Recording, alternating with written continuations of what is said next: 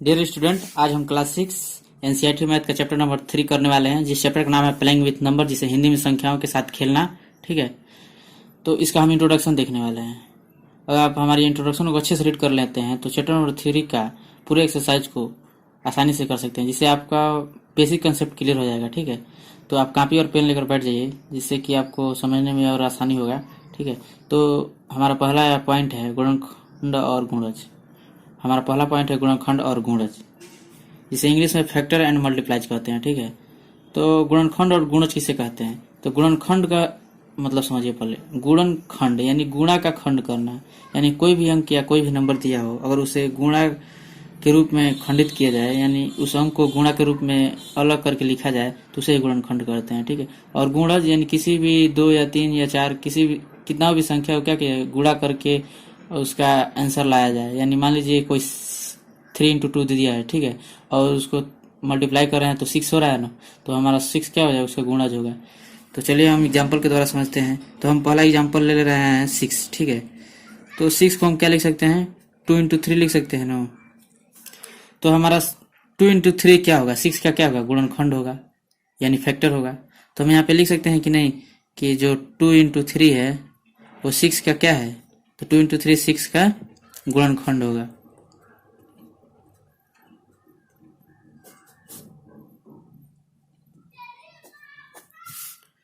और जो हमारा 6 होगा, ठीक है, वो 2 इंटू 3 का गुणज होगा, तभी तो 6 हो रहा है। 2 इंटू 3 इक्वल टू क्या होता है, 6 होता है। तो यहाँ पे हम क्या लिख सकते हैं, तो हम यहाँ पे क्या लिख सकते हैं कि जो 6 है वो 2 इंटू 3 का क्या है, 2 इंटू 3 का यानी मल्टीप्लाई यानी गुणज है। ठीक है, अब हमारा अगला पॉइंट है कि कोई भी संख्या दिया हो, ठीक है, और उस संख्या का अगर हम फैक्टर कर रहे हैं यानी गुणनखंड कर रहे हैं, तो उसमें एक हमेशा उसका गुणनखंड होगा। हम मान लीजिए कोई 12 एग्जाम्पल ले लीजिए, 12 ले रहे हैं। ठीक है, अगर 12 को हम 1 इंटू 2 इंटू 6 लिख सकते हैं कि नहीं, 6 दूना 12 1 हो सकता है ना, या 12 को ऐसे भी लिख सकते हैं 1 इंटू 12, यानी कोई भी संख्या हो, ठीक है, और उसका हम फैक्टर कर रहे हैं तो उसमें एक जरूर उसका गुणनखंड होगा। ठीक है, अब हमारा चलते हैं अगले पॉइंट की तरफ। तो हमारा अगला पॉइंट है कि किसी भी संख्या का गुणनखंड कर रहे हैं, ठीक है, तो उस संख्या का गुणनखंड उस संख्या से कभी भी, ठीक है, छोटा होगा या उसके बराबर होगा। ठीक है, उससे बड़ा कभी नहीं होगा। कि मान लीजिए हम कोई एग्जाम्पल ले रहे हैं, एग्जाम्पल ले लीजिए, एग्जाम्पल ले लीजिए आप 12 ही ले लीजिए। ठीक है, तो हम 12 को क्या लिख सकते हैं, 3 इंटू 4 लिख दे रहे हैं। ठीक है, तो आप देख रहे हैं कि इसका गुणनखंड 3 इंटू 4 लिख सकते हैं, और भी लिख सकते हैं बहुत कुछ, 2 इंटू 6 लिख सकते हैं। तो हमारा जो गुणनखंड हुआ है वो जो संख्या है उससे कभी भी छोटा रहेगा। ठीक है, अब 12 को 1 गुणे 12 लिख सकते हैं। तो हम देख रहे हैं कि इसका जो गुणनखंड हो रहा है, 12 का फैक्टर हो रहा है, वो कभी भी 12 संख्या से छोटा ही है। 3 इंटू 4 छोटा ही है, 2 इंटू 6 12 से छोटा है। ठीक है, तो यही कह रहा है कि कभी भी किसी भी संख्या का अगर वो फैक्टर निकालेंगे तो संख्या से छोटा होगा, और नहीं तो उसके बराबर होगा। 1 इंटू 12 इसके बराबर हो जा रहा है। तो हम क्या कह सकते हैं कि किसी भी संख्या का फैक्टर यानी गुणनखंड उस संख्या से, मतलब जो संख्या है उस संख्या के क्या होगा, छोटा होगा या उसके बराबर होगा। ठीक है, अब चलते हैं अगले टॉपिक की तरफ, यानी अगला हमारा पॉइंट। तो अगला पॉइंट ये है कि कोई संख्या है, ठीक है, और उस संख्या का अगर हमें गुणज निकाल रहे हैं, ठीक है, तो वो कभी भी उसके बराबर होगा या उससे बड़ा होगा। तो हम एक एग्जाम्पल ले रहे हैं, 3 है। ठीक है, 3 का हमें गुणज निकालना है, 3 का गुणज निकालना है। ठीक है, 3 का गुणज, तो 3 का गुणज हम क्या लिख सकते हैं, तो गुणज देखिए निकालते हैं ना, तो जो संख्या हम लिखेंगे, ठीक है, वो संख्या 3 से अगर उसको डिवाइड कर रहे हैं तो उससे डिवाइड हो जाना चाहिए। ठीक है, पूरी तरह विभाजित हो जाना चाहिए। तो 3 को हम क्या, 3 का गुणज क्या क्या लिख सकते हैं, 6 लिख सकते हैं ना। देखिए 3 दूना 6, 6 डिवाइड हो जा रहा है 3 से। 3 तरीका 9 लिख सकते हैं। ठीक, 3 चौको 12, 12 लिख सकते हैं, 15 लिख सकते हैं। ठीक है, तो हम देख रहे हैं कि एक 3 का गुणज 3 भी हो सकता है, 6 9 12 15 हो सकता है। ठीक है, तो जो हमारा 3 है वो उसका क्या है, संख्या के बराबर है या उससे बड़ा हो जा रहा है। 3 देखिए 6 9 12 15, 3 से बड़ा है 9, तो 3 क्या हो रहा है कि कोई भी संख्या है वो 3 से क्या है, 3 के बराबर है या 3 से बड़ा है। तो मैं यही कहना था कि कोई भी संख्या हो और उसका गुणज निकालना है तो संख्या के बराबर होगा या उससे बड़ा होगा, ठीक है, छोटा कभी नहीं होगा। ठीक है, अब चलते हैं अगले पॉइंट की तरफ। अगला पॉइंट है हमारा कि किसी भी संख्या का गुणज निकालना है, ठीक है, तो उस संख्या का गुणज अपरिमित होगा यानी इनफाइनाइट होगा। ये नहीं कि हम बीच में जाकर मतलब कुछ अंक लिखे और इसके बाद से उसके आगे गुणज नहीं होगा, उसके आगे भी गुणज होगा। यहाँ पे हम 2 ले रहे हैं, ठीक है, एक एग्जाम्पल ले रहे हैं, तो इसका गुणज निकालना है तो 2 का गुणज लिखेंगे, ठीक है, 2 का गुणज।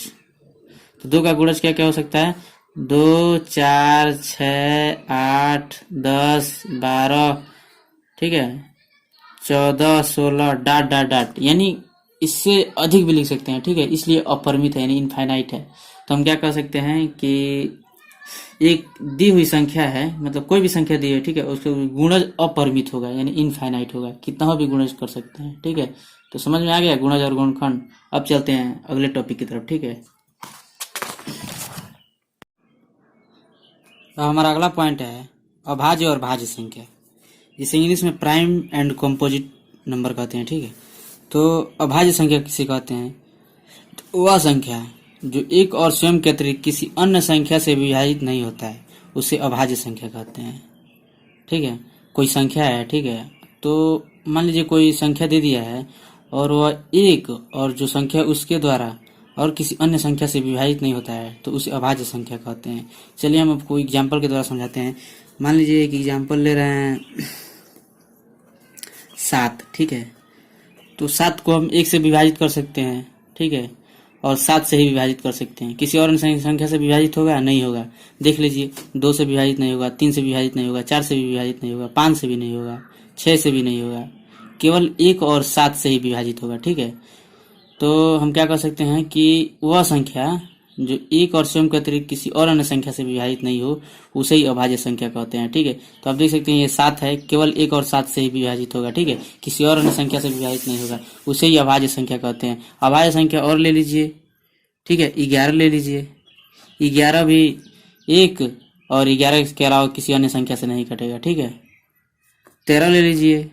13 भी 1 और 13 के अलावा किसी और अन्य संख्या से नहीं कटेगा। तो हम क्या कर सकते हैं कि एक और स्वयं के अतिरिक्त किसी और संख्या से विभाजित नहीं होता है, उसे ही अभाज्य संख्या कहते हैं। ठीक है, अब चलते हैं अगले पॉइंट की तरफ।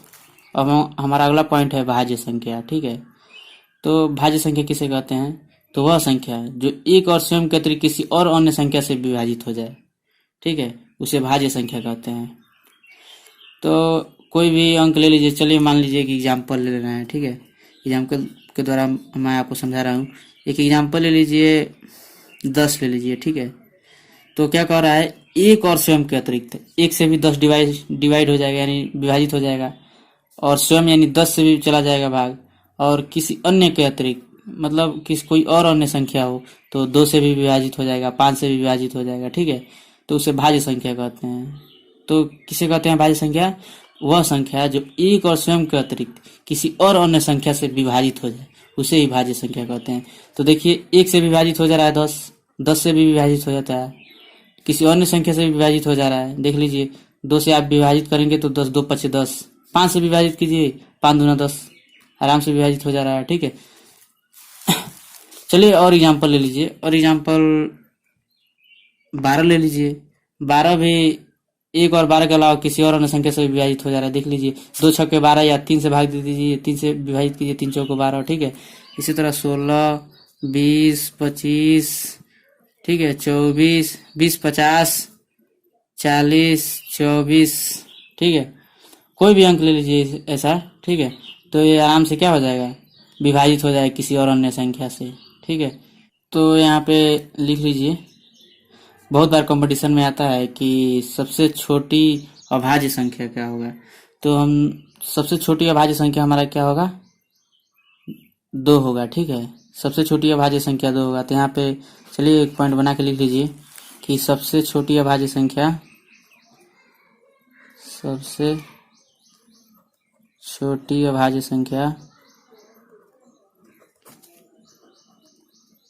सबसे छोटी अभाज्य संख्या 2 होता है। ठीक है, आप देखिए 2 सम भी संख्या है। ठीक है, 2 को हम सम संख्या भी कह सकते हैं। ठीक है, तो 2 सम संख्या है, तो सबसे छोटी अभाज्य संख्या 2 होती है। ठीक है, चलिए अब अगले पॉइंट की तरफ चलते हैं।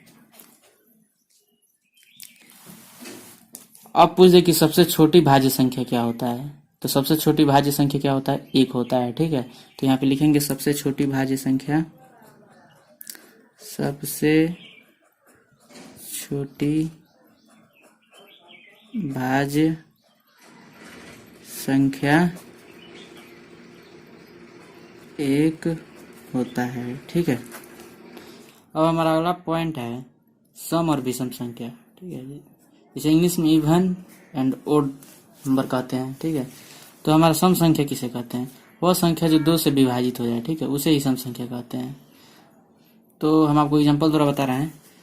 एग्जांपल ले लीजिए 12। ठीक है, तो 12 को हम 2 से अगर विभाजित करते हैं तो 2 6 के 12, 6 बार में चला जा रहा है, यानी 2 से विभाजित हो जा रहा है। इसी तरह एग्जांपल आप 16 ले लीजिए, ये भी 2 से विभाजित हो जा रहा है। 18 ले लीजिए, ये भी 2 से विभाजित हो रहा है, 2 9 18, यानी वह संख्या जो 2 से पूरी पूरी विभाजित हो जाए वही उसे क्या कहते हैं, सम संख्या कहते हैं। तो आप देख सकते हैं कि 2 6 के 12, 2 से विभाजित हो रहा है, 16, 2 8 16 और 2 9 18। ठीक है, तो उसे ही सम संख्या कहते हैं, यानी वह संख्या जो 2 से विभाजित हो जाए उसे ही सम संख्या कहते हैं। ठीक है, अब चलते हैं।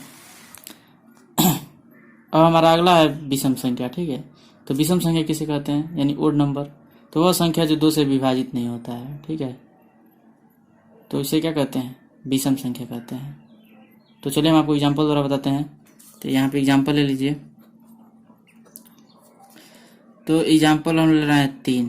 ठीक है, तो आप देख सकते हैं 3 2 से नहीं विभाजित होगा। ठीक है, फिर से एग्जांपल ले लीजिए 5, 5 भी 2 से विभाजित नहीं होगा। एग्जांपल ले लीजिए 7, 7 भी 2 से विभाजित नहीं होगा। 9 ले लीजिए, 9 भी 2 से विभाजित नहीं होगा।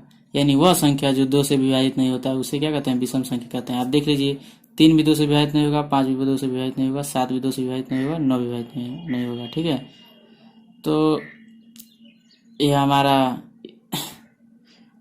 चैप्टर 3 का पार्ट 1 है। ठीक है, अगर आप पार्ट 2 देखना चाहते हैं तो हम वीडियो प्ले लिस्ट में जाकर देख सकते हैं। ठीक है।